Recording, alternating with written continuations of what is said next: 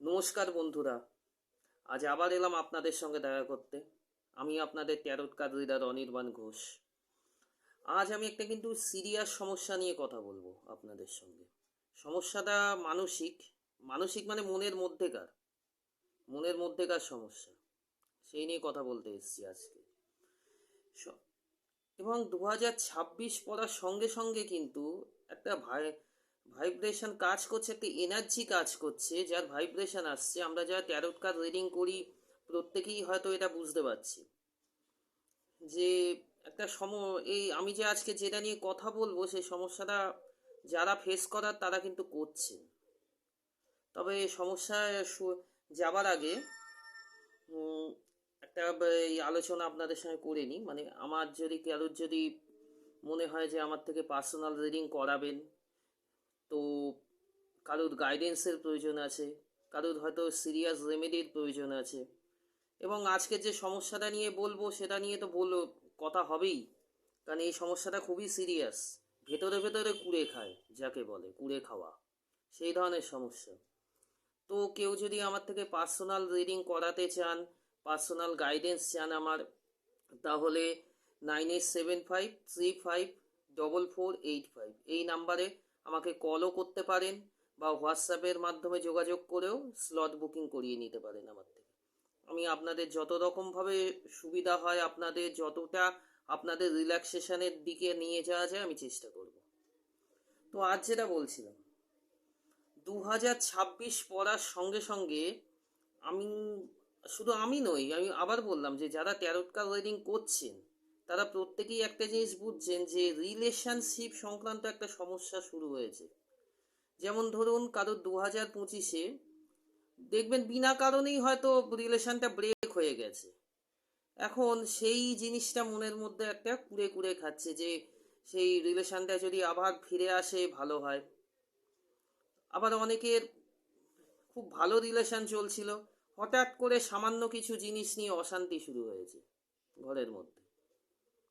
তো এনার্জি একটুখানি আমরা ট্যারোটের মাধ্যমে দেখে নেব যে এটা এনার্জিটা কি বলতে চাইছে। অ্যাকচুয়ালি ফার্স্টে আমরা সেটা দেখব যে তো এইটা সমস্যাটা কেন হচ্ছে।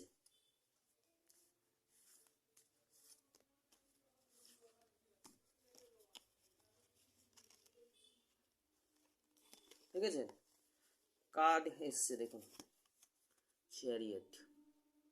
চ্যারিয়েট কার্ড এসছে। অর্থাৎ এটা কিন্তু রিলেশনের থেকেও কিন্তু মানসিক, ওই যে বললাম মানসিক সমস্যা, মনের দিকের কিন্তু ওই ব্যালেন্সের কথা বলছে কার্ডটা। সো ব্যালেন্সের একটা ডেফিনেটলি গন্ডগোল হয়েছে, ওইটাই আমরা বুঝেছি। মানে আমি অন্তত বুঝেছি যে সবার একটা মনের দিক থেকে একটা সমস্যার সৃষ্টি হচ্ছে, মুভ অন করতে হবে। তো চলুন একটু দেখে নিই ওভারঅল গাইডেন্স কি বলছে, ওভারঅল এনার্জি গাইডেন্স কি বলছে। দ্য ফুল কার্ড এর মানে, যদি ধরুন আপনাদের মুভ অন করে যেতে হয়, তা মনে হচ্ছে এই রিলেশন একটা সাময়িক ছোট্ট কারণে মনে হচ্ছে যে মুভ অন করে গেলে ভালো হয়, ভাবনা চিন্তা করুন, হয়তো পরে পস্তাবেন।